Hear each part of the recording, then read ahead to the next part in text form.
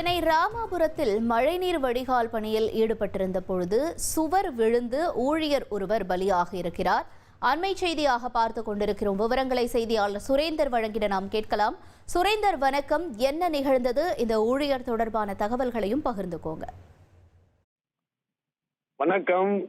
சென்னை ராமாபுரத்தில் மழைநீர் வடிகால்வாய் அமைக்கும் பணியின் போது சென்னை மாநகராட்சி மின்மயானத்தின் சுடுகாட்டின் சுற்றுச்சுவர் இடிந்து விழுந்து சம்பவ இடத்தில் ஒப்பந்த ஊழியர் கணபதி என்பவர் உயிரிழந்திருக்கக்கூடிய சம்பவம் இந்த பகுதியில் பெரும் பரபரப்பை ஏற்படுத்தி இருக்கிறது. ராணிப்பேட்டை மாவட்டத்தைச் சேர்ந்தவர் கணபதி.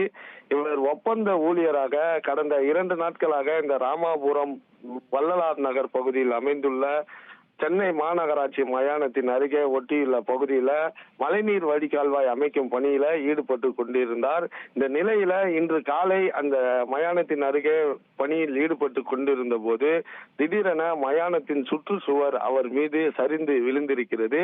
இதில் கணபதி சம்பவ இடத்திலேயே உடல் நசுங்கி பரிதாபமாக உயிரிழந்திருக்கிறார்.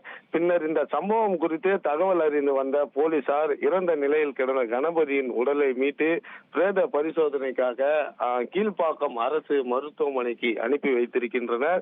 மேலும் இந்த சம்பவம் குறித்து வழக்கு பதிவு செய்து தொடர்ந்து விசாரணையும் மேற்கொண்டு வருகின்றனர். ஒப்பந்தத்தின் அடிப்படையில கடந்த 2 தினங்களாக பணியாற்றி கொண்டு வந்திருந்த கணபதி இன்று அதிகாலை 6 மணி அளவுல திடீரென சுற்றுச்சுவர் இடிந்து விழுந்ததில் உயிரிழந்த சம்பவம் இந்த பகுதியில் சோகத்தையும் பெரும் பரபரப்பையும் ஏற்படுத்தி இருக்கிறது.